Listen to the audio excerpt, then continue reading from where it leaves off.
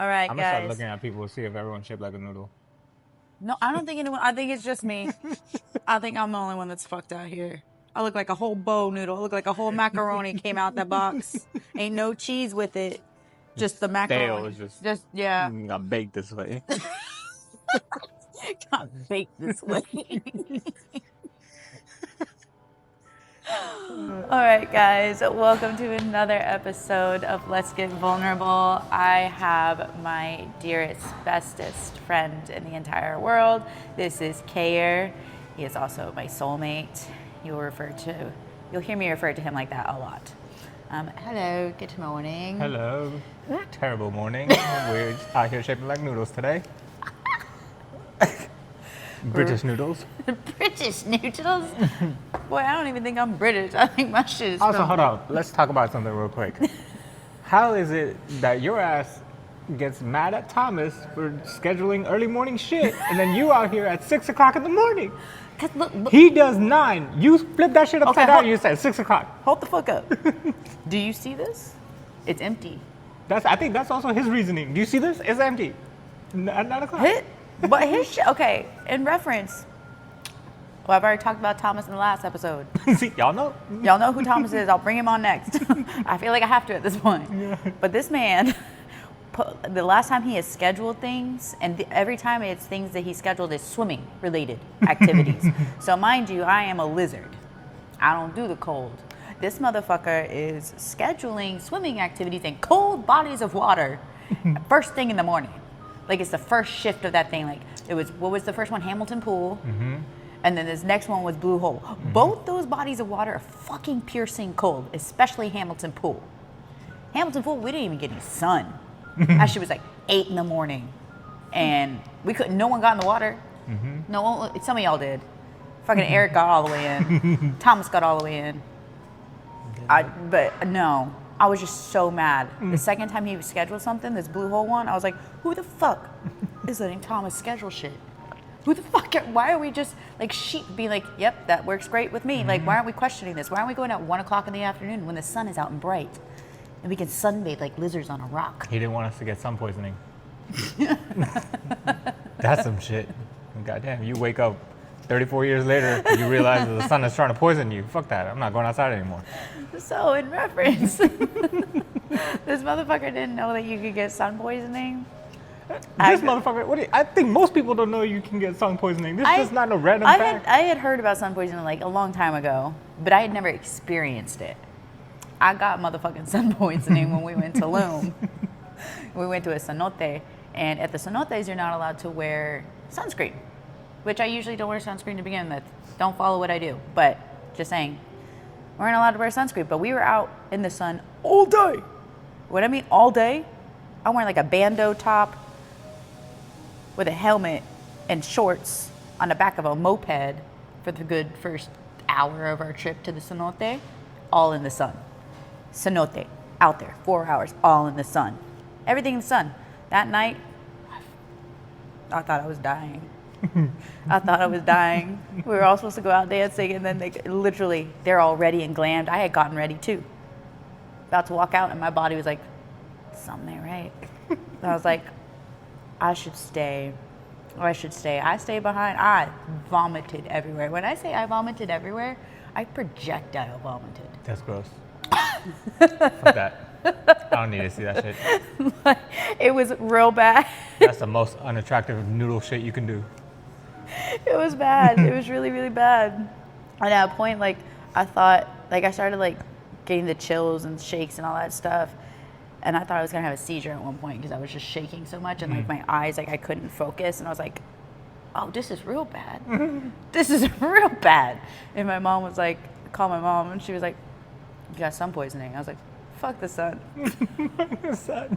Fuck the sun. No. I was legit scared of the sun after. Yeah, see, that's the shit. I was hiding in the shades. Like, we're standing in the shade and they're out in the sun. I'm like, I'm good. I'm good right here. I can't do it. Yeah, so anyways, sun poisoning, real thing, guys. Watch yourself. Had your kids, had your wife. Oh yeah, you were just telling me that, I don't know if y'all heard about this whole Aurora, Colorado gang of Venezuelans taking over an apartment complex bullshit. But Kayur just shared with me this morning that he found out it was all a hoax. This man, he's out here, slumlord, didn't want to go to building court, so he has a PR agency to take over the fucking apartment complex. And then we only found out because some news reporter like found the PR agency and they're like, yo, check this out. It's just a hoax. Like, this man just doesn't want to go to building court. That's crazy. That's doing the most. Yeah, we're doing some That's crazy shit doing out the here. most. Like, when he told me this morning, my jaw dropped. And I looked like a chihuahua excited. I was like, what? Like, what? That's wild. But then on top of that, in my mind, you said that it was a reporter that found this out. And in my head, I was like, that reporter just got the biggest break of their life. Like, that's the best fucking story you could break. Like, are you kidding me? Yeah. How do you stumble upon that? All of a sudden, you're like, we fucked up. We fucked up bad. We're just going to come clean. It's not real. We're all fake. He just didn't want to go to court. Yeah. Oh my God. Like, that is doing the most. The absolute most. This is what 2 years after the pandemic gets you. The pandemic gave people 2 years to cook up some crazy shit. Now we're super creative. Y'all be wild out here. Y'all. Creatively solving our problems now, you know? That's very theatrical. That's very theatrical. I know. Like the drama. Yeah. I feel like they grew up watching a bunch of telenovelas. That's what I'm saying. I feel like a lot of people binge watch a bunch of telenovelas and they're like, what can we do? What? Besides go to court. Yeah. I'm sure there's a PR agency who is going to make a hoax out of this entire thing. Let's go reach out to them. Let's make this as dramatic as possible. Fucking My thing is, like, what was their game plan? Their end goal at this? Like, how were they going to get the fuck out of this? They've literally ruined that apartment complex. Yeah. They have kicked down doors. They've trashed it. Like, how were they planning, like, one day they were just going to wake up and be like, all right, everyone, all the actors, y'all can go home. Yeah. Venezuelans are just going to be like, peace. Nah. They're not even Venezuelans. Right. They're just actors. Venezuelans are like, we don't want shit to do with your country. Poor motherfuckers. We got our own problems to solve over here. I also want to know what's going through the brains of these people who were the actors or however the fuck they got hired on for this. Like, someone comes to you and you're like, look. I don't want to go to court.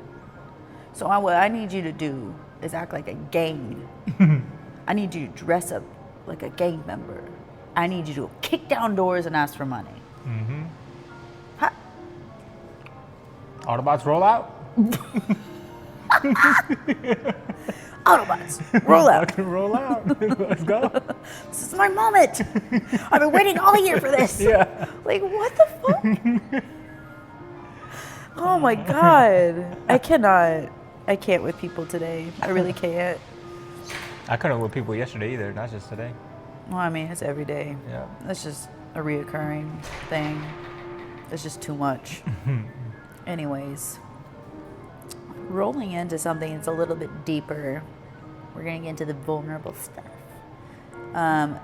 Something I feel like I talk to you a lot about is when recently I started rewatching One Tree Hill for everyone's context here. And if you never watched that, that was like a throwback show for us growing up as millennials. Like, that was a really big, iconic show back on the CW, yeah? Yeah, CW. Same time as like Supernatural. What the fuck else was out then?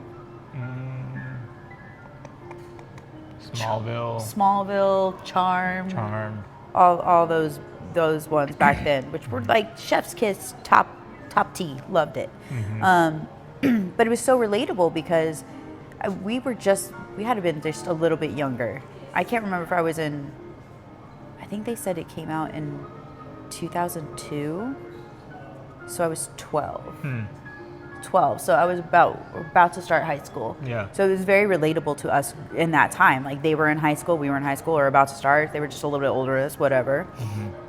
But back then, like, I couldn't really really understand, like, the emotion behind it or the scenarios. Like, I know the dad on there, Dan Scott, he was a narcissist through and through, the worst narcissist you can think of. But then, kind of deterring from that, I'm a huge Grey's Anatomy fan. I'm sure a lot of y'all know what Grey's Anatomy is. It has like, what, 500 fucking seasons on there now? Should have died a long time ago. We just trying. Yeah. We're gonna keep going. Shonda Rhimes, you need to stop. But I was watching that, and they used to be like a comfort show for me. Do you have a comfort show? Not currently, but I think, I mean, I did used to watch a lot of those CW shows like One Tree Hill and Smallville a lot, and it was just nice to just go back to. Supernatural was really good. Yeah. Yeah. Denny Duquette. Yeah. Anyways. Oh, Denny Duquette. That was when we first met Denny Duquette. Anyways, regardless. So I was rewatching Grey's Anatomy for, I don't know, the 20th fucking time. From the very beginning. I always have to start from the very beginning. First episode, first season. George O'Malley's still in it. And I realized how fucking toxic the relationships are there, like in this show. And especially Owen Hunt. Oh my God. I want to throat punch a character so bad. But then I was realizing that it was actually fucking with my mood when I was watching it, because there's just a lot of toxicity in that shit. Like, it's just disgusting. Yeah. And then I go back and I started watching One Tree Hill at the same time, and I was like, wow, to see the difference in relationships from then when we were younger, like 12 years old, Right. to Grey's Anatomy started in 2006, but I feel like the relationships weren't as toxic until, like, I don't know, season 3 or something. I don't fucking know. Sure. So that had to have been like, what, 2009, 2010-ish? 19 for us. Yeah. But to reflect on that, I was like, this is why I feel like in today's society, like that's transferring over in today's relationships, because that's what they see as normal. Like, we constantly hear about toxic relationships and stuff like that, but it's like we're constantly taking this in from the media on what is normal. Yeah. So we're like, I know I've been in some hella toxic relationships. I was in my last relationship was fucking toxic. He was a narcissist, and I was like, oh, this is fine and dandy. Like, this is how it's supposed to be, because that's what I'm taking in. Right. Like, and I don't think we really talk about that, or people probably don't even realize that. Right. No, absolutely. I think that, media has definitely shaped the way we do relationships. And anytime some large piece of media comes around, we try to shape our relationships in the same way. And I remember a similar thing happened when the show You came out on Netflix, and that guy was like super I like couldn't even, narcissistic. like- Yeah, like people couldn't watch it. Yeah. But that highlighted a lot of the toxicity people were facing in their relationships, because they were able to see it from the other perspective, and like see it from an outside perspective as well, to watch a character be so crazily obsessed over another character, and then like exhibit all of these markers along the way. And it's like, Yeah. those shows, that kind of media does make people feel like their relationship is validated in some way, because they're getting to see that same kind of toxicity elsewhere, and then Yeah. they're like, oh well, this is normal. Right. They're normalizing it, Yeah. and there's not a good way, like, how do I say this? There's not a good way to like break away from it. Like, I noticed in One Tree Hill, now being able to look on it and notice that Dan Scott is a narcissist. Right. Which, like, I'm watching him and he reminded me of my ex. I was Right. just like triggered. But then the way that the characters handled him, Right. like, they were able to be like, no, I'm cutting you out from my life. You're not allowed to be a part of. Then Nathan gets married and has a child. He's like, no, you're not allowed to be near my family. Like, you Right. were so terrible. Right. Whereas now, like, I'm going to go back to Grey's Anatomy. They just kind of coddle the idea. They're like, no, it's fine. He has like problems, or it's fine. Derek will, like, he always comes back, or some bullshit. And I'm like, why aren't we sitting here being like, no, this person's fucking toxic? Yeah. Like, that doesn't happen in shows now, in media now. Now we just accept it, and it's disgusting. No, absolutely. And I think that a large part of the problem is that we also don't hear very many shows adding labels to these things and adding the name behind the behavior that they're exhibiting. So that, like, rarely do you see a show and someone's actually calling out narcissism for what it is, you know, instead we see the character as like, oh, this is just what toxic masculinity is. And it's like, there's a difference between toxic masculinity and narcissism, and like, let's name the two and actually distinguish the difference between the two so that we can identify it for what it is. Because sometimes what happens with toxic masculinity is that it gets the excuse that boys will be boys and this is just how things are, you know, and then people just like sweep it under the rug. Whereas with narcissism, you can actually identify it because it's not a gendered trait. It's gender neutral, so you can actually identify it in both women and men and be able to like name it for what it is, you know? Right. You know? And I also know, like, I think they're probably a little bit safe or err on the side of caution with that, just because, like, I know narcissism and narcissists, when you're labeling them, like, especially as of recently, everyone was calling everyone a narcissist. Oh, absolutely. Like, and that just became like this streamlined thing that took off. It was like the next big fad. Yeah, for sure. And everyone was getting called a narcissist. And I can say from my own experience, like I'm in therapy, been in therapy, like the person I dealt with in my life was a narcissist. And so I don't say it lightly. I'm not just out here calling my ex like a narcissist just because that's the fad thing to do. Right. I'm saying it because I have to name it for what it was. Right. I can't be like, oh, he was just mean or temperamental, or no, he was a full-blown narcissist. Right. So I get it, like, why some shows, like, they have to err on the side of caution, like, to not use that, because they're like, oh, if we do this, like, everyone's going to start calling their significant other a narcissist or some shit. Right, but then that also goes into the compliance through silence problem, right? And it's like, yes, you're not labeling it because you don't want people to catch on to these words and use them incorrectly, but then also being silent isn't helping either. This is so true. You know? And I think that especially in abusive type situations, it's still very just like hush hush. Yeah. Which is sad in its own. Like, I wish more people could just say it as it is. Like, go to your friends and be like, I'm in an abusive situation. Right. Or this is what's happening. Like, and it's so hard because I feel like even today when I talk with people, me personally, I'm still kind of like, I don't know if I should say it because they might be like, ooh, she's a little cray-cray. Yeah. And it's like, no, that's just because in society that's what we've allowed. Right. And it's honestly just really disturbing. Yeah. So, yeah, that's something we talk about a lot. I notice, and I still watch, like, I'm still deep in One Tree Hill right now. But it's just very prominent, and like now I won't watch Grey's Anatomy. Like, I refuse to watch Grey's Anatomy anymore, which was a comfort show, like I said, but I was realizing how toxic it was, and I was like, I'm a little angry and upset with this show right now because it was so popular. Yeah. And they didn't do anything. Like, Shonda, you could have jumped on something and been like, this is how we deal with those situations or these people. Right. Especially when you have a strong female character leading the show, and it's like, you can tell a narrative that doesn't exist yet. Yes. You know? You could actually take control of a scenario that right now is just still so taboo. Right. And you could change it Right. for the better and bring it more to light, but we're not. Yeah. Like, I think there's been like a few episodes on there where they touch based on abuse. Like, I will say there was this one really powerful episode on there, and it was a woman that was getting abused. And she still, like, when she came in, she didn't even say it to the doctors. She was still very hush-hush about it. She had bruises everywhere and stuff like that. She was like, no. But she kept saying that she didn't want any male doctors.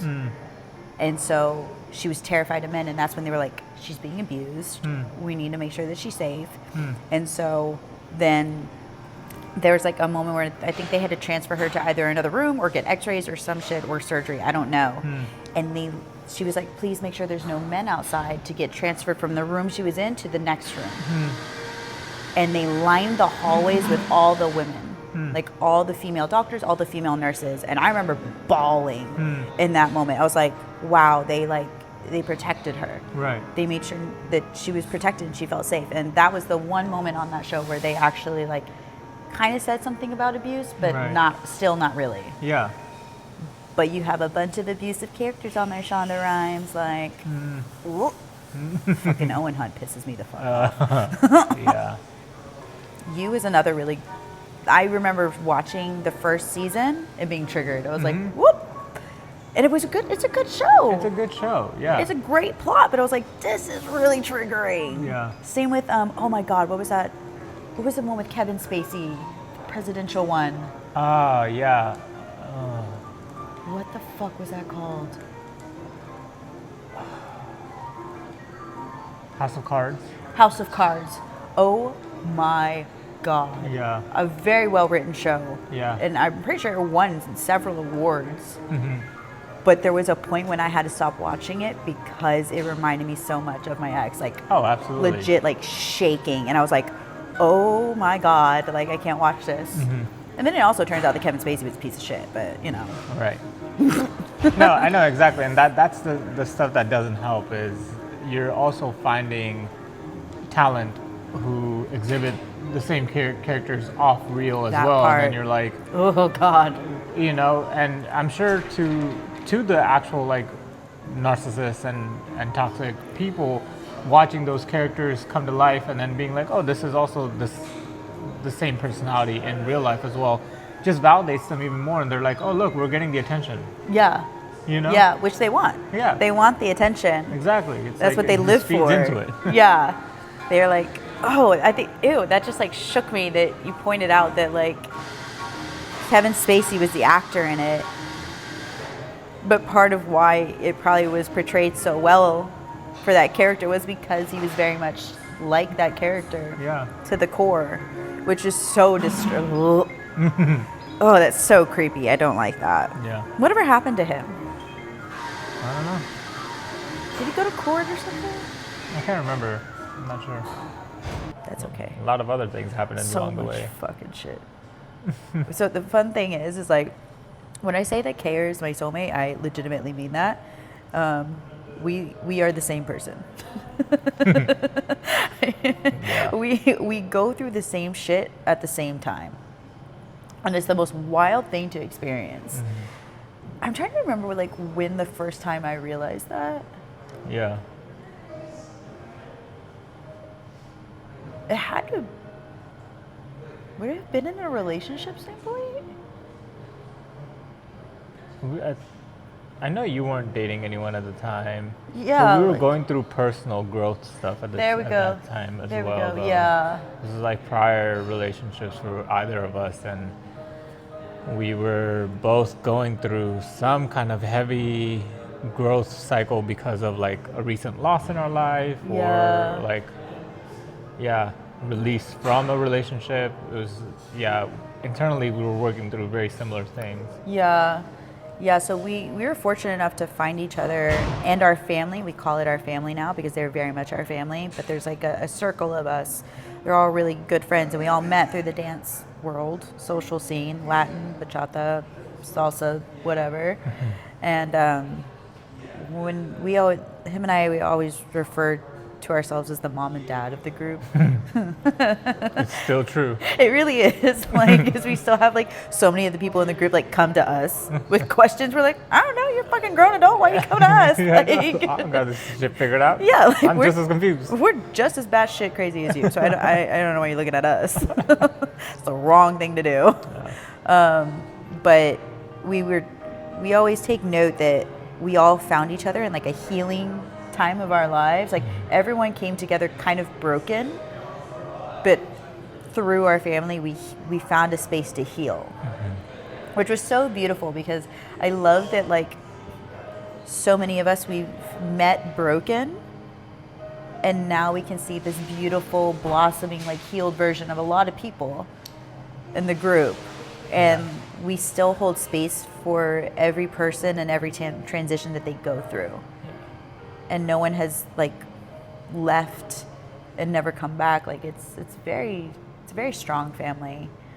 Yeah, it's like a nest people can come home to, and then they like gather themselves and they rest and they take a little break and then they fly off again and then come back, and then it just like keeps happening, and it's such a beautiful space. Like I know how much I value it as someone who has always led with this like lone wolf mentality and feeling like I couldn't have a nest for myself because I always had to be like on the road and moving around.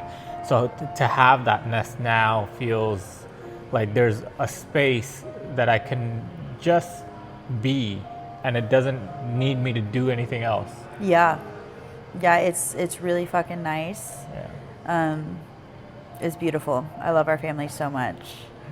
Yeah.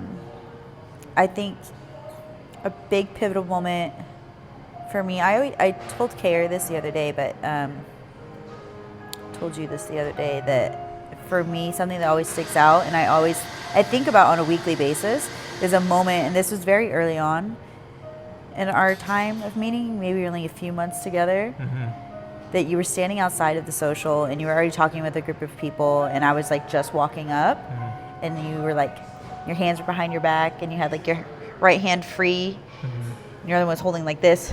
It looks weird, but and you were like reaching out like this, and I went and I grabbed your hand, and it was in that moment that I was like, no, that's mine. I don't know, like it just felt like two souls like connecting. It was the weirdest thing, but that's something that always sticks out to me, and I'm like, I've known him in a past life, in several lives before. Yeah, it's beautiful, and I love it so much. Anyways, so that's we how always start crying at this shit. Like, yeah, it's crazy. It is. There's something else. Oh. I remember there was a moment that you shared that it was, I think, around the anniversary of your dad's passing.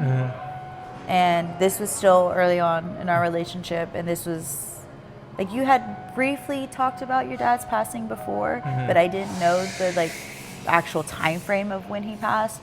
And I remember, I don't know if you had gone somewhere with your family or something, but you were going through the waves of emotion during that time and how heavy it was. And I remember you calling and saying that, I'm gonna cry. Try not to cry. Don't cry. Hold it together. That you weren't sure, it was something like along the lines of, you weren't sure if you were ever gonna feel safe within a connection again, but this family was something that kept you grounded. Yeah, absolutely. And in that moment, I just started bawling. Like, I was like, oh my God, this is so fucking beautiful that, like, you felt safe enough within this family. And it was still very early on in our family coming together. Like, not everyone was even in there. I think this was still just you, me, Becky, Jorge, Mary, and Dora. Yeah, and Thomas. No, I remember exactly when this was. This was like that March. It was a year after he had passed, because it was like very, very early on, and I remember how untethered I just felt from relationships in general, because having a combination of like the pandemic and dealing with a father going through cancer at the same time was just like such a crazy period for me, because I like even if I wanted support because of a family member going through a medical thing, I couldn't because the pandemic was happening. So there's like this extra layer of challenge where like people were also like staying distant away from each other. Right. So it was like one of those things where I just felt so hungry for connection, but I couldn't. So I had to like literally just like snap away from my support system, because it just wasn't accessible at the time, you know? And I remember feeling so just completely untethered. I felt like I was just like floating in the middle of a hurricane, and I didn't know how to like ground myself. And I remember feeling so anchored to just this connection that we had all just newly created. And it, like, I didn't know many of the things about anyone, you know, at that time. And I knew a feeling, and I felt a feeling, you know, and showing up into that space every Sunday, every Wednesday. And like, I looked forward to those days, because especially the Sundays, like after my dad passed, I actually took Sundays to walk around Mueller every Sunday, and that became my Sunday ritual. And that's actually how I found Halcyon to like go and dance, because I heard Latin music there, and I was like, what's going on over here? But that place used to be my space for myself, and I would like go back every week and just walk with my journal and just like sit at the swings and journal for a bit, listen to music, and then go home. And then one day I found this space, and then just started showing up, and just coming into that space, like something told me I needed to be there, and I just kept going back. And it wasn't until like months later that I realized, I needed to be here because this was the thing that was going to anchor me back into whatever reality was supposed to feel like. Oh, my heart. Yeah. That's so sad. Oh, my heart. I didn't know that. Yeah. Oh. Yeah, it was a crazy time. Yeah. I think it's interesting how we all felt gravitated towards one another. We really didn't know each other. We all just were like, we're just all gonna hang out here together. We don't know. I remember me and Becky, we didn't know your name. Oh yeah. We didn't know your name.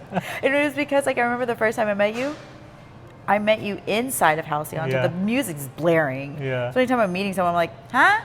The fuck you just say? Like, all right, cool, we'll dance. I don't know what the fuck you just said.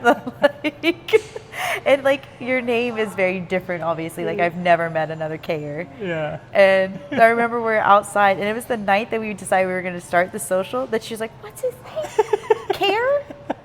Like Care Bear?" And I was like, what? I was like, "No, I think it's Kayur." And she was like, "Okay." Like, we didn't know each other's names. Like, it was just so bizarre, but we all were like, we're all gonna be friends. Yeah. And then we were all family. Like, it's just weird. That's so crazy. Yeah. And then there's fucking Thomas.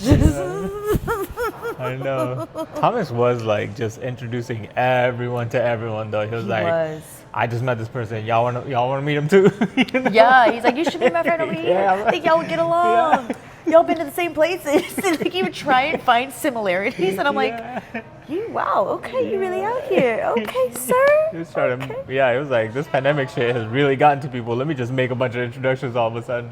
I wonder how that was like for Thomas. No, yeah. Because our friend Thomas is such a social butterfly. Like, he says that he's an introvert at times, but I'm like, how? Yeah. Well, there are times when he goes and takes like a 4-hour soak, so I get it. Okay, that doesn't fucking count. Okay, but like when this man is out in the wild, give him some wings. Yeah, that man be out there. Yeah. Like, okay, how does this man? Every time I have gone out with him, someone knows him. Mm-hmm. Makes sense. He's from Austin. Mm-hmm. Tell me why. Him and I had never been out of the country. Never. I make it to the motherland with this man. We are in Tulum. And we are in Tulum on a road that's not even a paved road. It's a dirt road. Like, there's rocks. Yeah. Like, oh, and by the way, never jump on the back of the moped with that man if it's not a paved road. He looks at that road, he's like, time to four-wheel. He's like, scoosh, scoosh, scoosh, scoosh. And you're on the back just like, oh, fucking shit. Like, I almost fell off. I don't know how many times. My back is jacked. Why I have this stupid fucking pillow. Noodle support. We flattening macaroni noodles into fettuccine. Yo, let me be fettuccine, okay? Let me be fettuccine. I don't want to be macaroni. Why am I shaped like a noodle? You got to take it up with those Italians, man. Maybe that's why I want to go to Italy so bad. I'd be like, what is this? What is this? Explain this. Your God made me this way. Yeah, I think I'm supposed to be here. Okay, but we're in Tulum on this dirt fucking road, driving on a fucking moped. Like, we're not walking, we're driving. And this man, there's someone there that he knows. He's like, hey, Thomas. He's like, hey. And I was like, what the fuck? We're in the middle of buttfuck nowhere in Tulum. And you know, what? He knows someone everywhere. Everywhere you go with this man, he will say hi to someone. Someone will be like, "What up, Thomas?" Like, and I'm like, "Bruh, the fuck? How do you know this many people?" So he's the social butterfly of all social butterflies. So he was kind of like the glue, or like the string that slowly sewed us all together. Yeah. He definitely made the introductions. It was much needed. I don't think any of us actually introverted people would have talked to each other without him. Yeah. I'm trying to remember, like, I met y'all through Jorge. Because I remember Jorge, I was going to Inspired Movement, and him and I met through there, and then he started coming to Halcyon. And Thomas and I knew each other, but we didn't start talking really for a while because, fun fact, Thomas dated one of my best friends at the time, and I dated Thomas's best friend. That's how Thomas and I met. But then those things ended. But Thomas and I, like, both the person that I was seeing, the person he was seeing, they stopped coming to Halcyon. Yeah. And so then me and Thomas were still there. But, like, we would see each other, but we would be like, I don't think we're supposed to talk to each other because you dated my best friend, and it's just weird. And then finally this man came up to me and he's like, look, I don't have a problem with you. Like, can we just be good since we're gonna, like, be seeing each other? I was like, yeah, let's fucking do it. And then we've been best friends. But that was a weird fucking time because I was like, should I talk to him? Should I not talk to him? What do I do? Is he off limits? I don't know what the fuck to do. We fighting? We not fighting? Is it on site? Let's go. Like, how are we supposed to do this? They're just missing all the like. We still want to dance. Yeah. Like. Yeah. That man. I wish I could call him up right now and be like, "Hey, come here right now." Yeah. What up? Leave work right now. Oh, he's in Puerto Rico. Oh shit, he left yesterday. Yeah, he just got there yesterday. Oh, that's true. Yeah. Oh, he's gonna have a good time. He is. He's gonna find all those. He's not gonna come back. Yeah. That man and his Duolingo. I know. That shit works, man. It works. He knows more Spanish than me.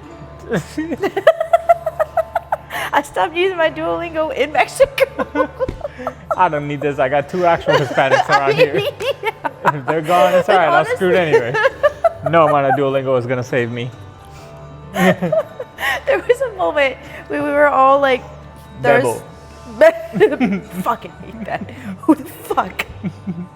Okay, for those who don't know Spanish, bebo, bebes, beba, the fuck ever it is, apparently is drinks in Spanish, which I don't understand because when I'm reading, like, the stupid bird in Duolingo, like, talks to you, and they, like, say it out to you, be like, bebe. And I'm like, bebe, that, like a baby or like my baby? Yeah. Like, this is my baby. Yeah. Like, my significant other or my baby, not a drink.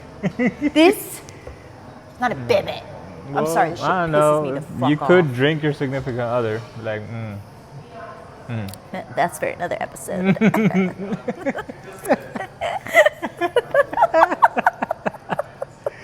Anyways, TMI. No, there's no TMI between us. yeah, we did talk about all kinds of shit. I know when she's taking a shit when we're talking on the phone. I've never taken a shit with you. Girl, I heard the toilet flush yesterday. I pee, Okay, you pee. See? but I have never Okay, no, taken a listen, shit with someone on the phone. Okay. Even Laura. You peed.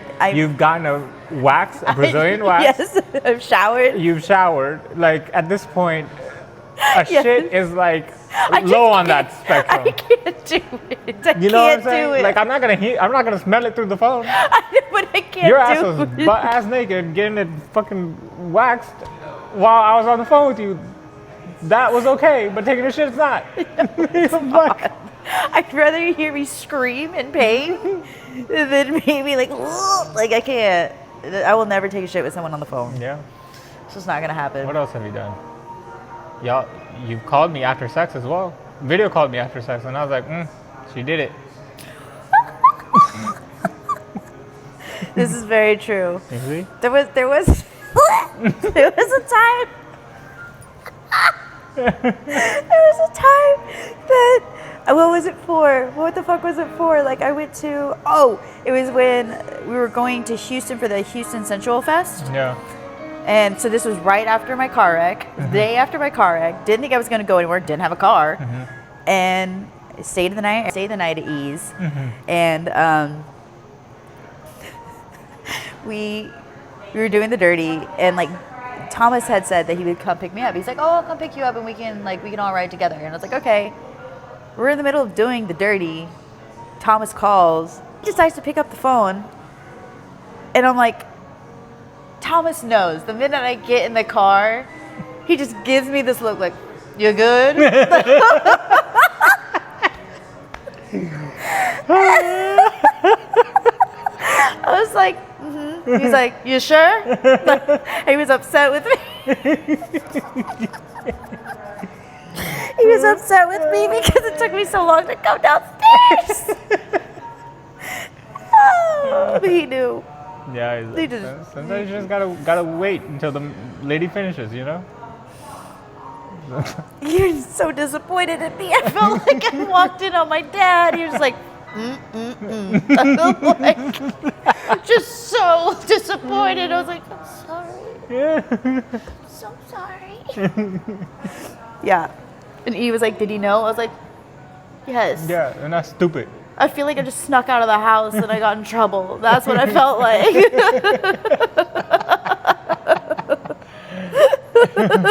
That was the most father figure I felt like in my entire life. That's a good shit. Holy hell in a handbasket. Yeah, it's hard to hide anything from this group though. Someone figures it out. Yeah, instantly. So, yeah. Don't try to hide it. Like you can try to hide anything and someone will come to me like, something's different. Yeah. What are you lying about and why are you lying about it? Yeah. Do I also have to lie with you? Because this is a lot of work. Fucking tell me. I remember there was a time outside a house, yacht. I was wearing my toy. Yeah. Oh, yeah. And he was playing with it. And Natalie comes up to me like, and she's like sitting next to me. I think she had her hand on me. Yeah. And she was like, are you wearing a sex toy? And I was like, how the fuck you know? She was like, you're vibrating. Like, I was like, how the fuck?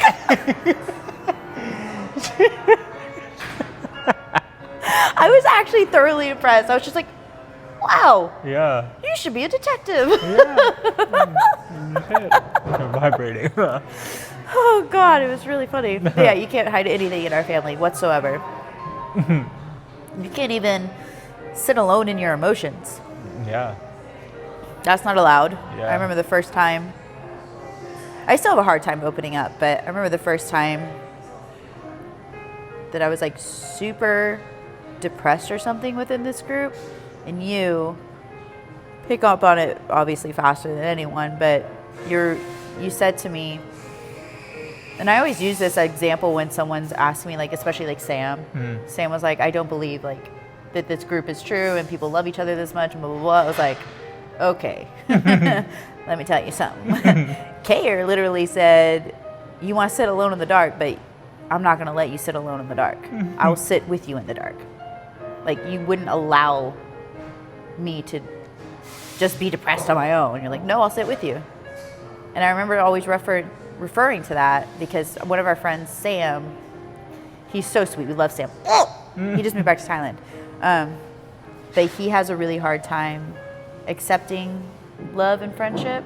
And so he's been very skeptical about us. Y'all motherfuckers be lying out here. Yeah, he doesn't trust it. He's like, no one's this nice. No one's this friendly and telling each other they love each other all the time. Yeah. Like our group is very like openly telling each other that we love each other all the time. And we're also very like intimate in a way, like I'll come up and hold someone's hand, or we could just sit on each other's lap, have cuddle puddles, whatever it is. Like that is our family. Always will be.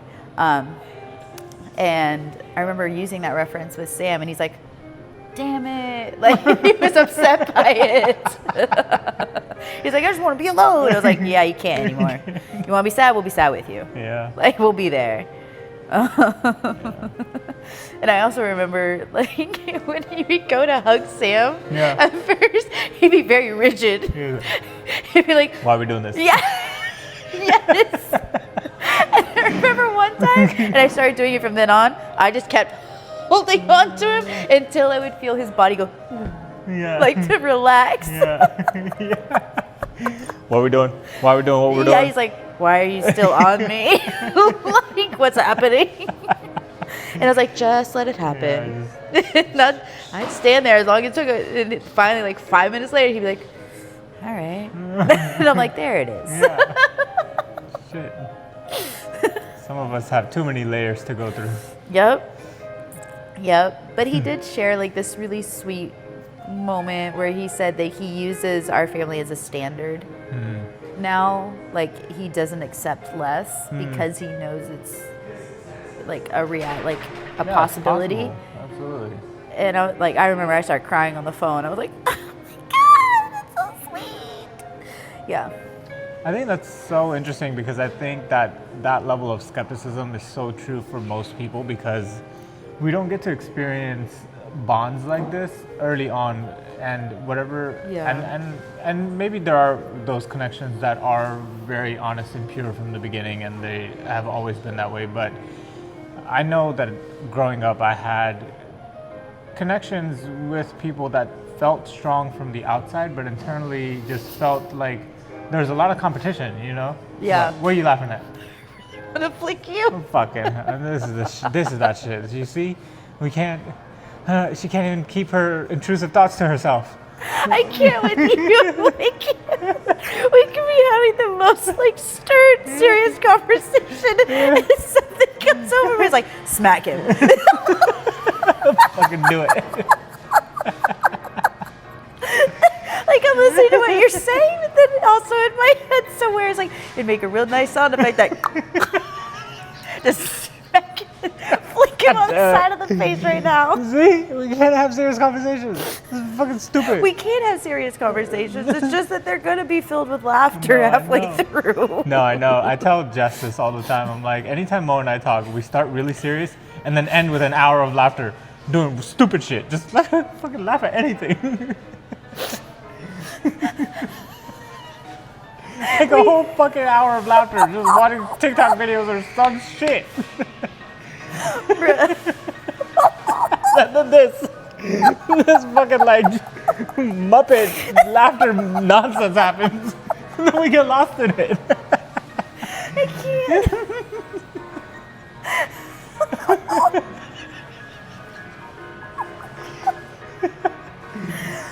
I think at least like once a day in our conversations, which by the way, we talk like almost every day. For 3 hours. Yes, I don't know who else has time to talk for 3 hours about what? What the fuck are we talking about? Sometimes we just have each other on the phone while we're doing stuff. Shit. I think the longest we'd ever gone without talking to each other is when I was in Oregon. Yeah. It was. Yeah. It was. And I remember E being concerned. He's like, you haven't talked to Kayur this entire time. He's like, are you good?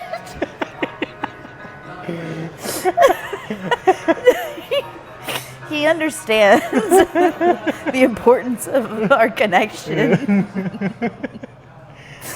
He was legitimately concerned. He's like, y'all haven't talked once. No, yeah, I totally get that because I still remember when he texted one time and he was like, yo, what do I do with this? How do it? She's feeling this way. What do I do? I was like, what the fuck are you asking me for? You're like the person to decode me. Like, let me look at the handbook. Hold on. I just listen to her and then we start laughing randomly. Like, do that. Are you laughing enough? No? Let's start laughing. Shit. What do I do? I don't fucking know. Laugh at her. What I can tell you not to do is tell her that you need to take a trip. Yeah. Take a trip. I'm like, this man's about to get fucking buried. We're about to take a trip straight to hell. Leave your ass there. I remember when I told you that, you were like, oh, he did not. you like in your head? It was like, let's get ready to rumble. No, yeah. First, I was like being delirious because I was like, oh, he wants to celebrate, take a trip. And then I was like, nah, this man's not that smart. He doesn't want to celebrate. He wants to do other things. I was like, no, we're about to fight. Everybody's about to fight. We're about to fight. Does he realize what the fuck came out of his mouth right then? He fucked up. He fucked up. We're gonna take a trip. Yeah. Anyways, our family's very loving.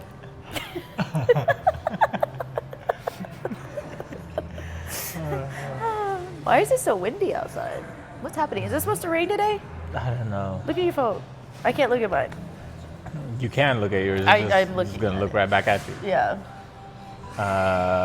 It says 16% chance of rain, which means yes, 100% gonna storm at some point. Yeah. Did y'all know that when it says like in the forecast, it's like, what did you say, 16%? 16% chance of rain? That means 16% of the population will see rain. Yeah. That doesn't mean that there's a 16% chance that it will rain. It's 16% of the population will see rain. Yeah. It's your like demographic has that much coverage. Yeah, why the fuck couldn't they have taught, like, what? I had to be in my 30s to learn that? My whole life's been a lie. I was 34 when I learned that the sun poisons you, so you learning random shit at this point. This is true. That sun be hoeing. Be out there throwing hands. Yeah. Cannot. The fuck were we talking about? People in our lives. Oh yeah, before you had this urge to smack me in the face. Ah, fuck. Fuck. You know, sometimes you get told don't hit a woman, and you're like, she's shaped like a noodle though. It's not a woman. No one said anything about not punching noodles.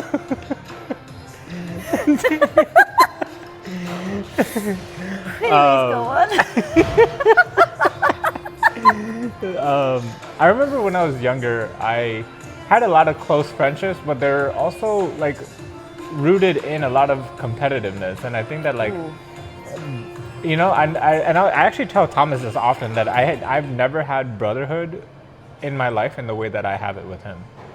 I love y'all. And he resonates with that so much too. And he's like, I've never, because we literally like, was it 2 weeks ago? We sent each other the same message about how we admire and look up to each other because of this masculine energy that we have in our lives. Finally, that we have been searching for and just never received. Aww. Yeah, and it's like I didn't have that sense of brotherhood from anyone before, and I think that like. It's not to say that those people were bad. It's just that like we were raised in those environments where we were taught, like men had to be competitive with each other, women had to be territorial with each other. You know, and it's just like it's this like conditioning that you're raised with, and then you get much older and you realize that this is actually the reason why I don't have relationships in my life, because I've always competed with people in my life. Right. You know. Right, and it's just throughout our entire lives has been like that. And I had a conversation with Enya the other day where she was like, it's really hard, like it's always been hard for me to have like female friends or like to start female friendships. Yeah. And I was like, yeah, because we're bitches. Yeah. Like we are fucking cunts. Like girls are not to be played with. We are fucking mean. And I was like, it's just because we're fucking mean. Yeah. And it's so hard for us to just put our walls down and be like, hey, I think you're fucking beautiful, like, let's kick it. Like, I can't remember, I'm trying to think of if I've had any female friendships that have started off just like immediately like that. Oh, no, one. I got one, her name's Kat. That's it. But other than that, they've all started on like this weird territory. Yeah. I'm just like, ew. Yeah. Ew. No, absolutely. And we will find something to fight about.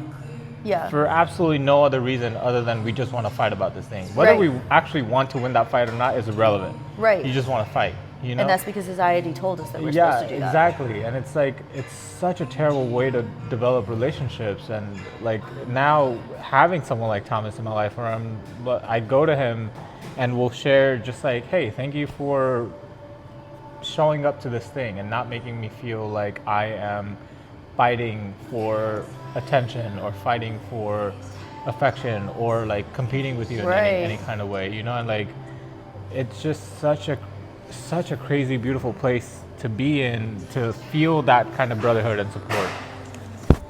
Yeah, fucking hell. Y'all don't get old, you're gonna need lumbar support. Yeah, no, for real. Don't throw your back out.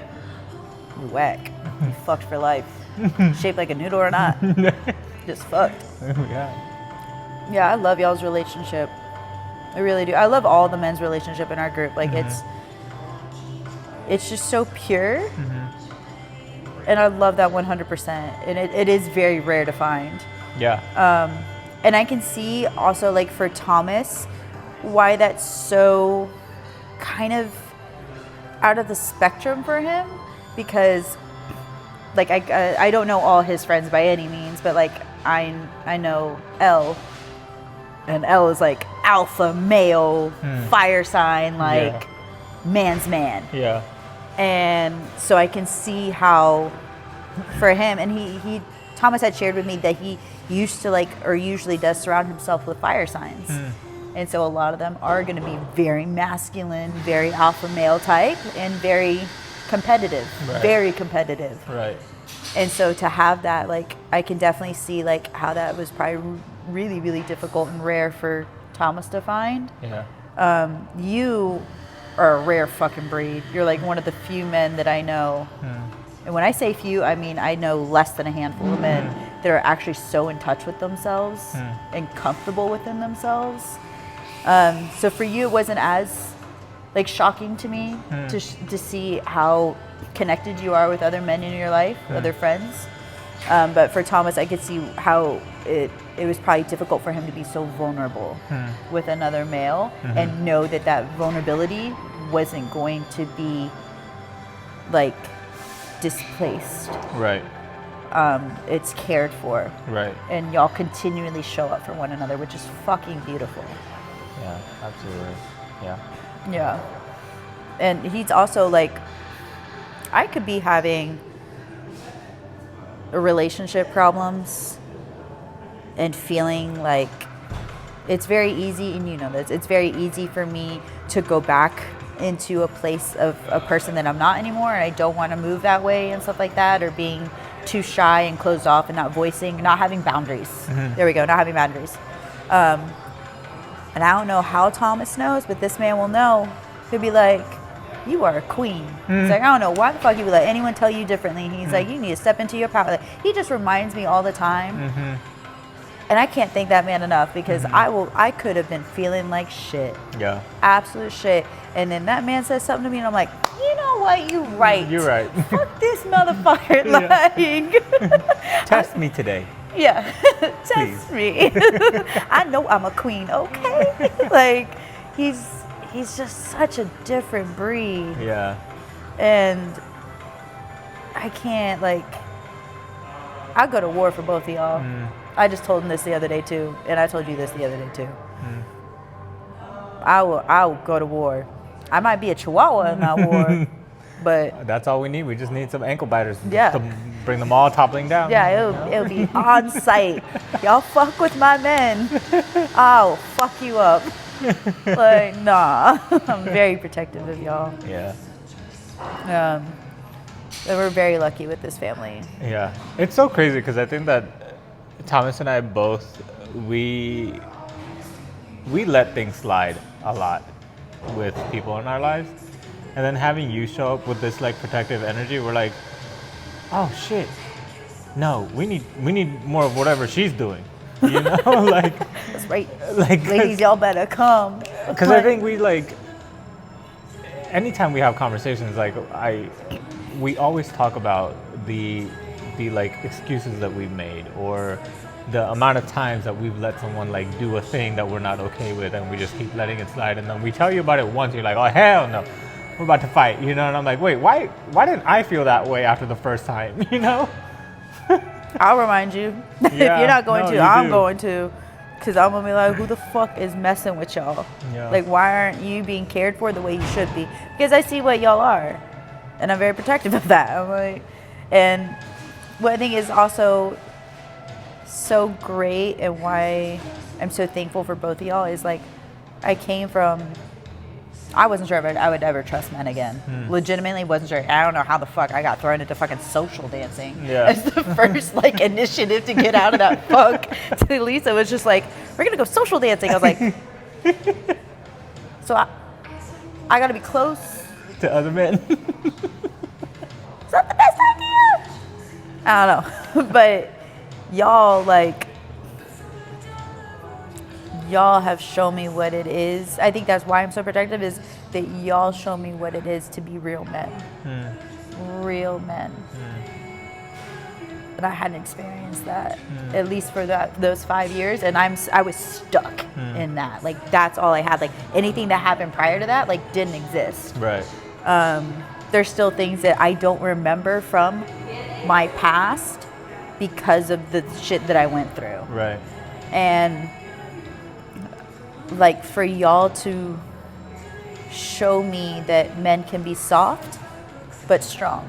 Men can be sweet but also very stern in a very respectable way. Yeah.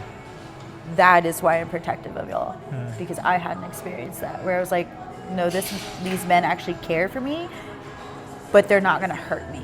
They're gonna actually protect me, and I hadn't found that. So damn straight, I'm gonna protect y'all and be like, these are good ones. If y'all fuck them up, I'm gonna fuck y'all up because they're rare.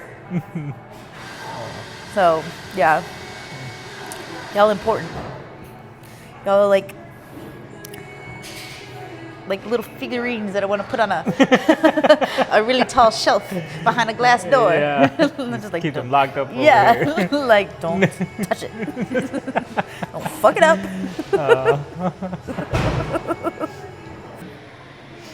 Something that we kind of touched base on was that we go through similar things at the same time. Just so fucking weird.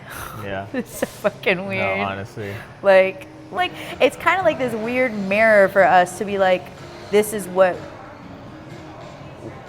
we were introduced to each other, to be like, this is what you're worth. And like, maybe we don't see the worthiness within ourselves, but we see it within one another. Right.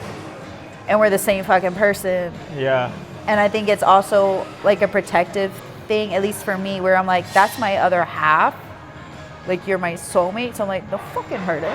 Like, you're hurting my other half. So for me, that's another place that it comes from. But we also were talking about how sometimes, like, the self-sabotage, where it's like this vicious cycle thing. Yeah. Yeah, you take it from here. I mean, we had both gone through a similar experience in our relationships where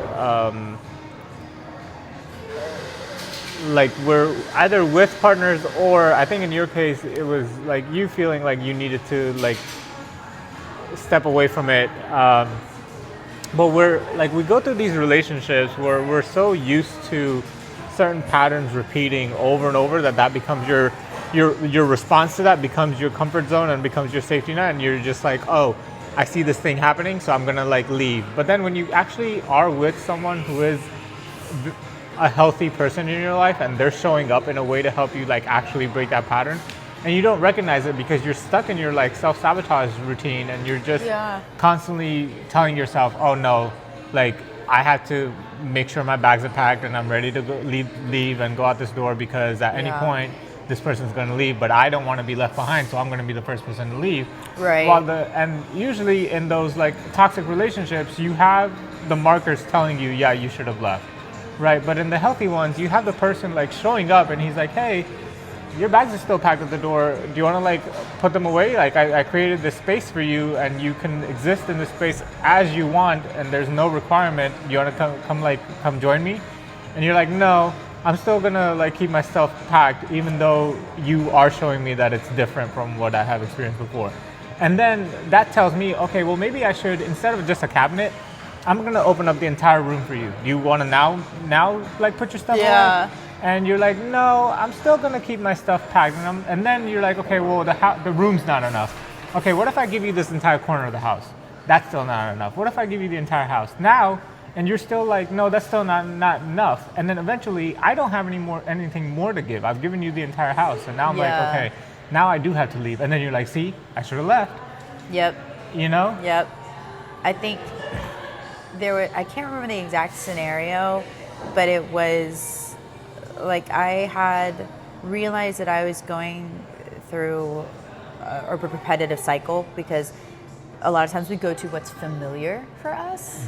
And we choose that familiarity because if it's something new, like for me, this is a healthy connection that I'm in, and it's the first healthy one. Like Elle was healthy too, but there was a lot of parameters around it, and I had to fit in this specific box, which is fine.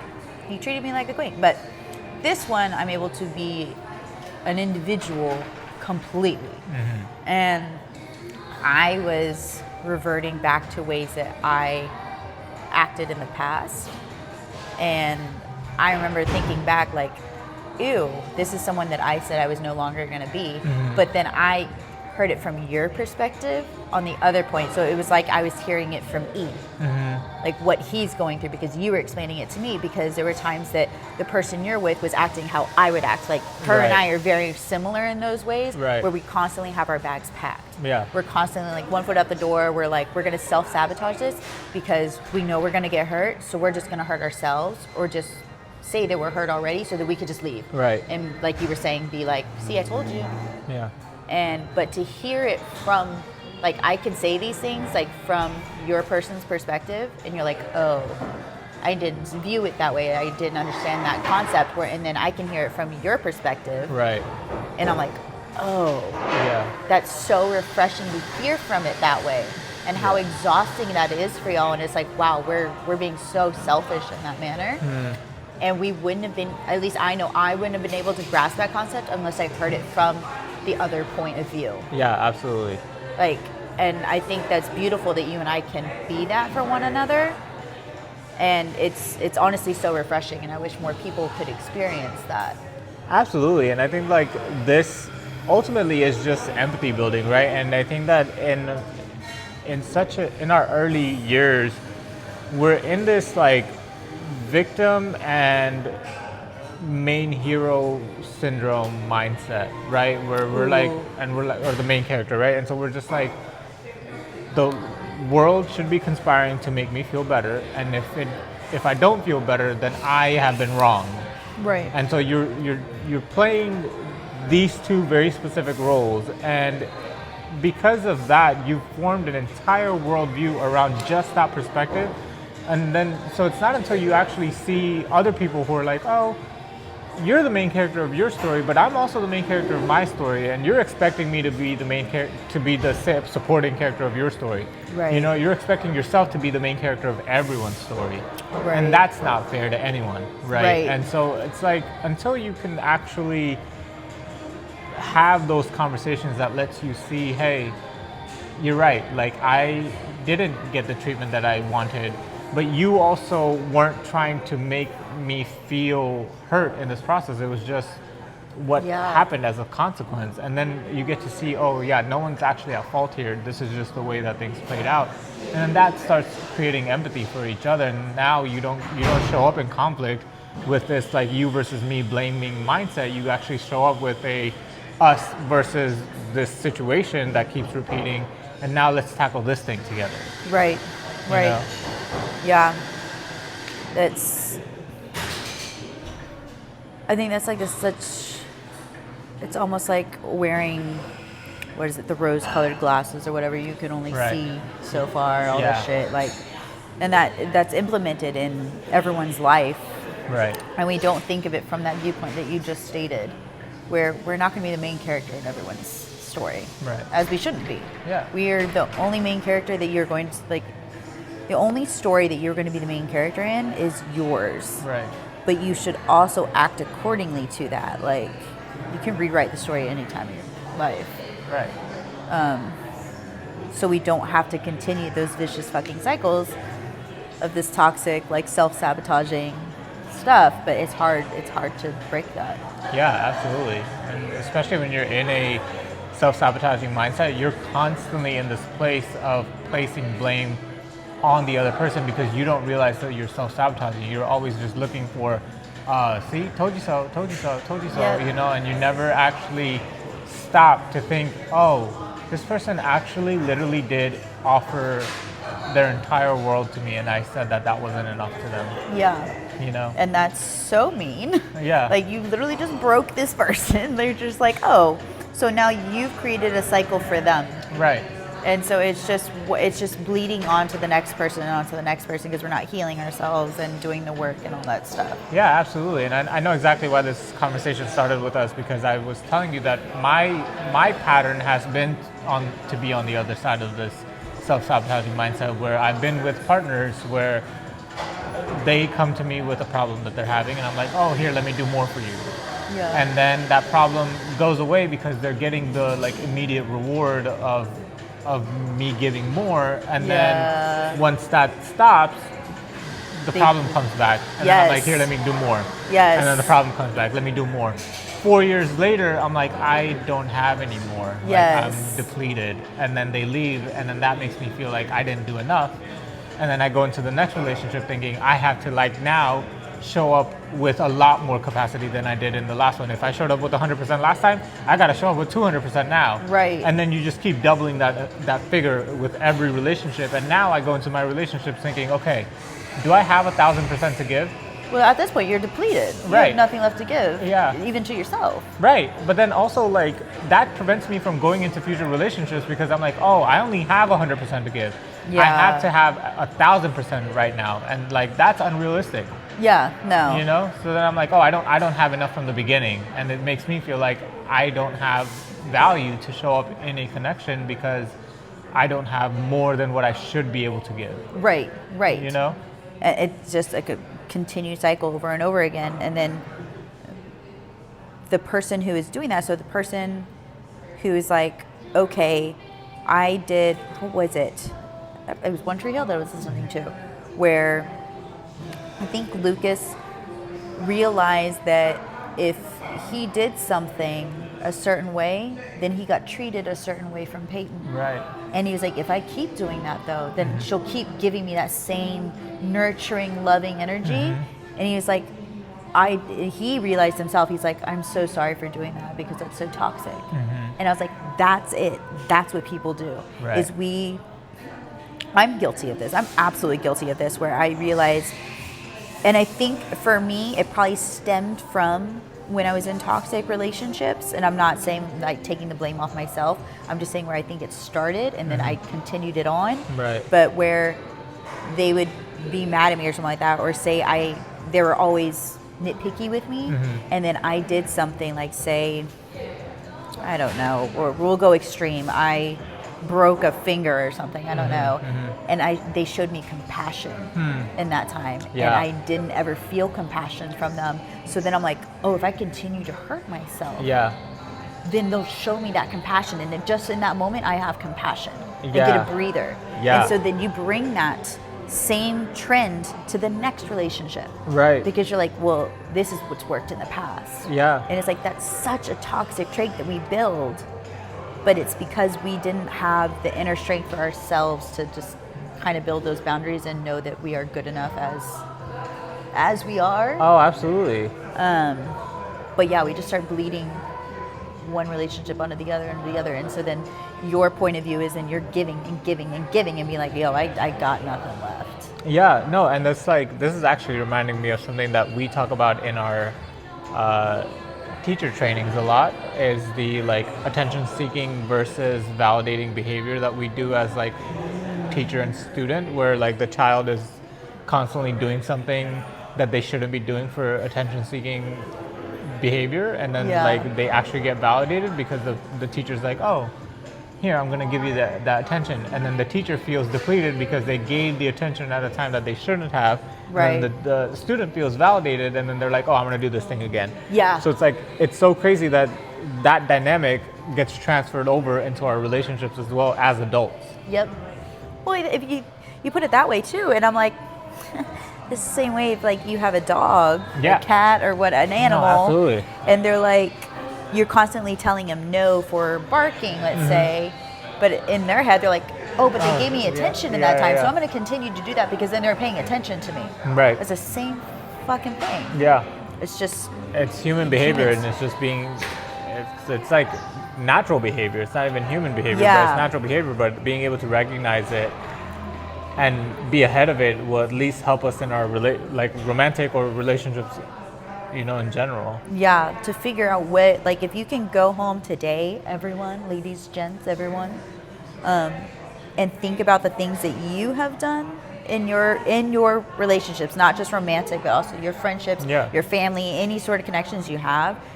Where does that stem for you? Like, do you do those patterns, or are you someone who experiences those patterns? Yeah. Like, are you constantly giving too much, right, or are you constantly asking for too much in a negative or toxic behavior? Yeah.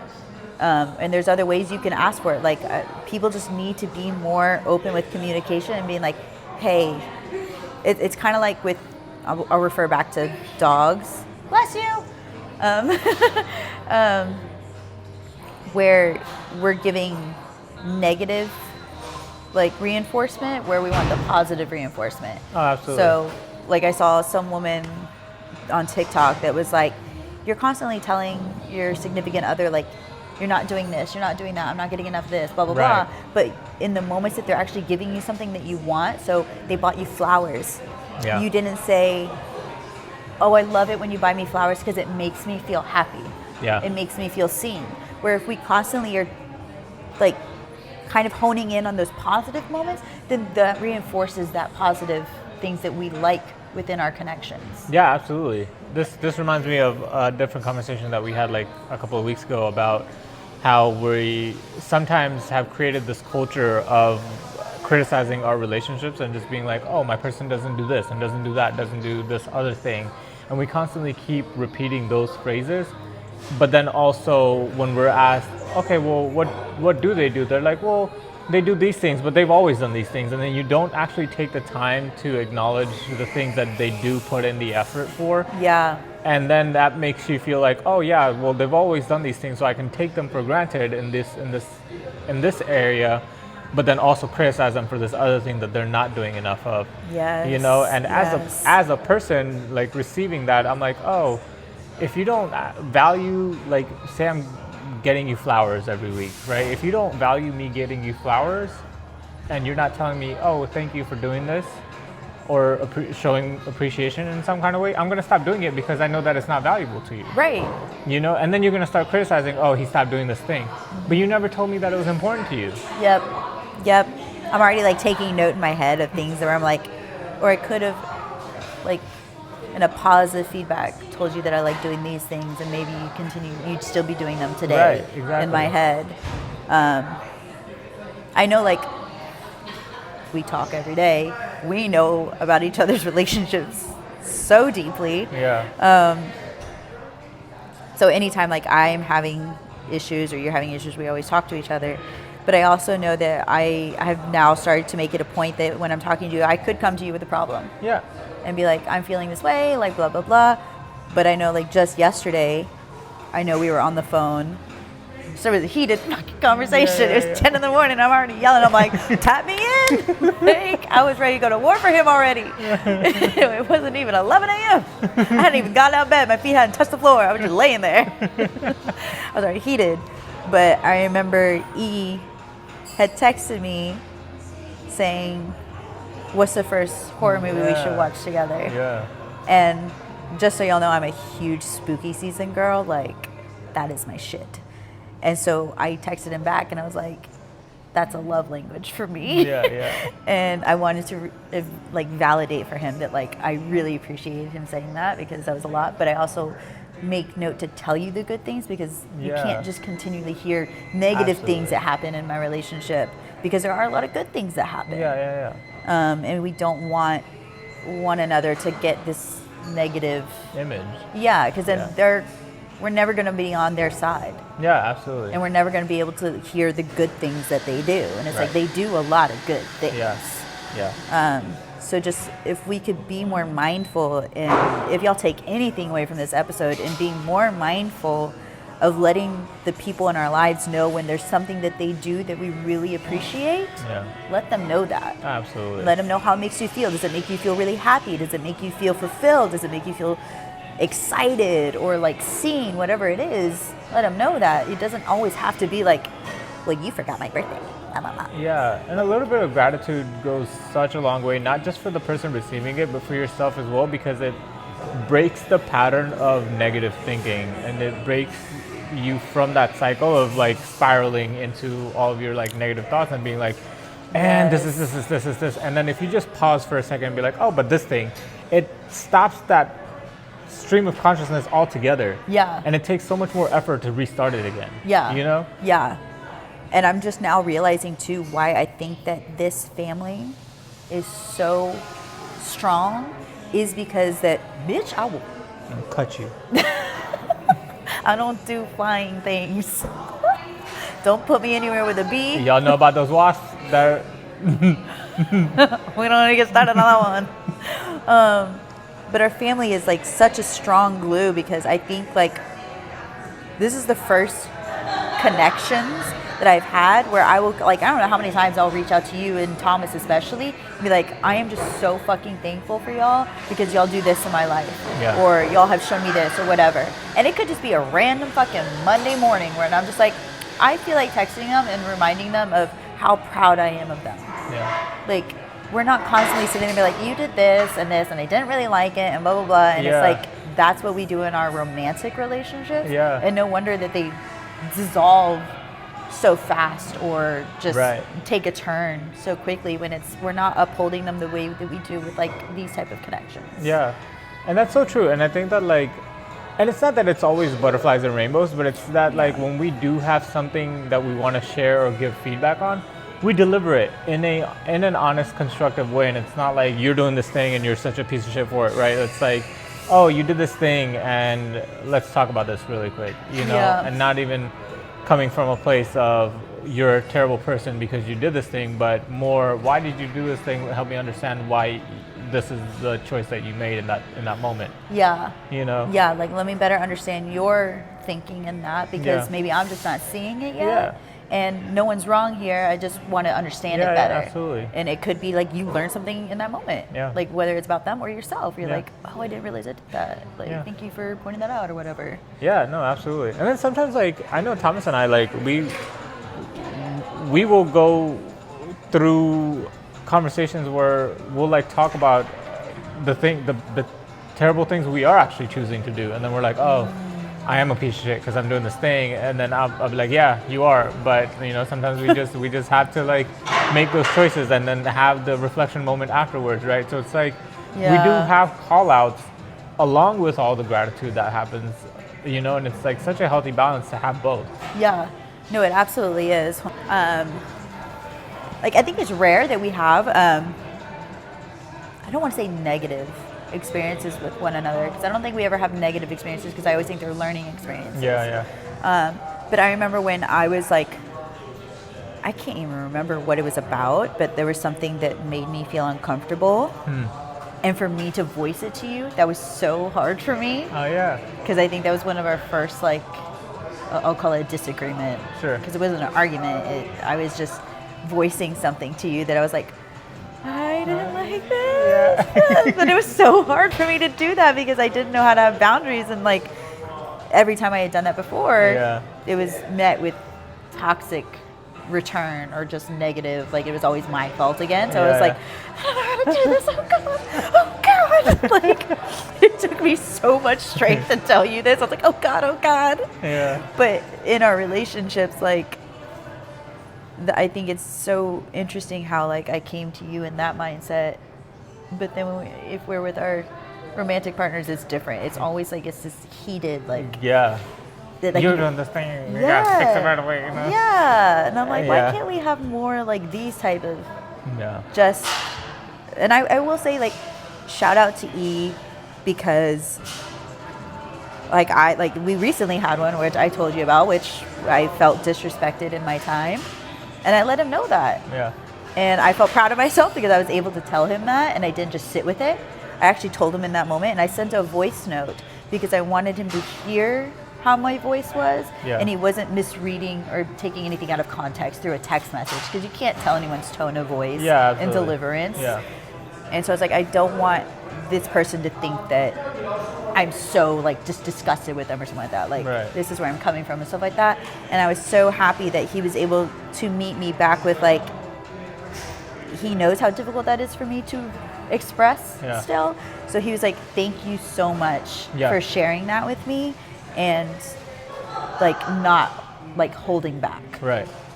And for me, that was his way of validating, being like, thank you for doing that, as opposed to being like, ugh, like, why'd you do this, blah, blah, blah. So if we could all have more conversations that are more open like that, and we could validate each other and let them know, like, we appreciate you coming to us with this, as opposed to this and this and this, like, that helps so much.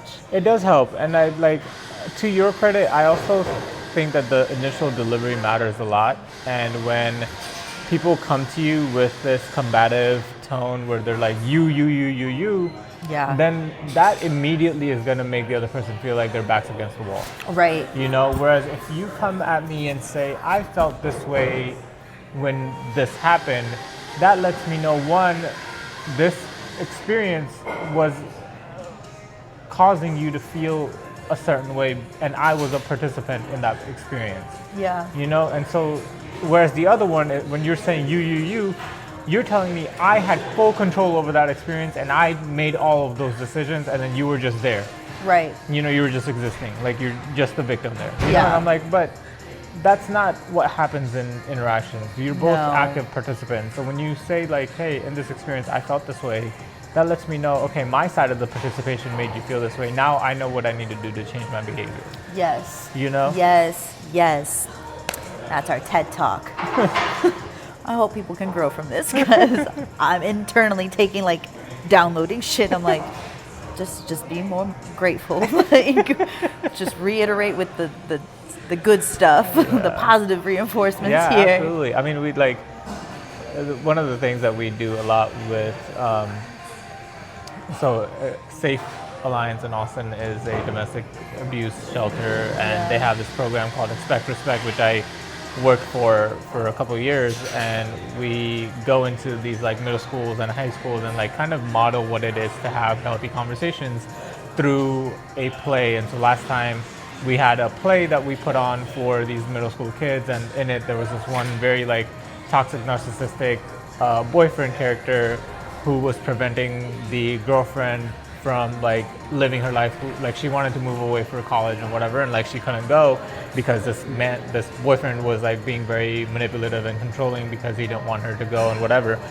And in the middle of each of those scenes, we would pause the scene and then ask the audience to kind of model what it would look like to have a healthy conversation after each scene, rather than the toxic conversations that usually happen within the scene where they're just like, you did this, you did this, you did this. Right. So we asked them to kind of like change the scene and just like tell us what it would feel like to have an actual healthy conversation. And we would like model conversations where it started with, I feel this way when this happened. And that was received so well from the opposing side, because then it was no longer a problem with me versus you. It was I feel this way in this situation. Then the other person could show up with, oh, I'm sorry, thank you for sharing this. I'm sorry that experience made you feel this way, and I'm sorry that I chose an action that made you feel this way. Let's resolve this thing together. And now all of a sudden, even though it was a me versus you initially, it turned into a us versus the problem, just because the delivery changed. You know, nothing else changed besides the initial statement of, I felt this way. It goes a long way. Yeah, it goes a long way. The delivery is a lot. Yeah. A lot. And people need to be more mindful of that. Yeah. I think we just get so caught up in like the heated moment of it, and we let our emotions lead, as opposed to us taking a beat and just being like, hold up, let me gather myself. And that was something that I had told E. I was like, because he was asking like if we could talk later that day, and I said, I think it'd be best if we talk another day because I want to make sure that I am speaking to you at a clear headspace. Right. Because I didn't want my emotions to be leading. Right. So if people if that means that you need to take a moment and you don't have the conversation at that time, do that. Yeah, and that's also not to say that your anger is invalid. Yes. Right? It's like listen to your anger, but don't give in to the rage. And that's usually what happens is that we get to anger and then we're like skyrocketing towards rage rather than coming back to anger and just listening to it and then be like, okay, my anger has a place in this. And this is what it's telling me, that my boundary was crossed. And usually anger shows up when your boundary is crossed, you know? Right. But then rage shows up when your anger isn't listened to, you know? And so it's like, listen to your anger so that rage doesn't have to show up, so then you can then show up in the conversation with a calm, level-headed mind, and you can actually deliver something and have a constructive conversation around it, rather than just go straight to rage and then tank that conversation in any way, you know? Then nothing gets done. And you damage that connection in a sense, because it could escalate to something where you can't take it back. Right. But when you do that, if you are angry, yes, validate that. Yeah. But if you let that anger lead you past that, then you in that moment, you're not validating the anger. Because you're not taking the time to understand why you were angry. Yeah. And if you can't do that, like say I did just let our conversation go, like I'm upset and I'm like, you know what, fine, we can talk tonight. Mm-hmm. I'm not understanding why I'm angry, and I'm letting the anger take over. And then say we're in a part of the conversation where that person's asking me, well, why are you so angry? I don't know, because I didn't take the time to understand it. Right. I just took off and flew off the handle. Yeah. As opposed to actually taking a moment, sit with it. And if that means you need to take the day, take the fucking day. Yes. Reconnect with yourself and be like, yo, this isn't how we move. This isn't how the person that I lead with moves, so I'm not going to allow that. Absolutely. Just take the time to understand your emotions before letting them lead you in a conversation. Yeah. Yeah. TED Talk. TED Talk. Welcome. Mic drop. Learned a lot. Yeah. But I would like to have you back on and for us to talk about what it is, because you lost your dad. Mm-hmm. But I do want us to kind of have more of a vulnerable conversation what it is to deal with grief and how we move through grief and how everyone deals with grief differently. Yeah. And that journey is very linear, just like healing. Mm-hmm. So I do want to have you back on to talk about that. Yeah. And we'll obviously have more jokes as well. Mm-hmm. We're going to have a lot of death jokes. Oh, God. Anyway, it's going to be comically dark. It's going to be uncomfortable for some of y'all, and that's okay. It's okay. Sometimes you see a lot of death, sometimes you die a couple of times, and then you're like, all right. And sometimes we say, take me with you. you know.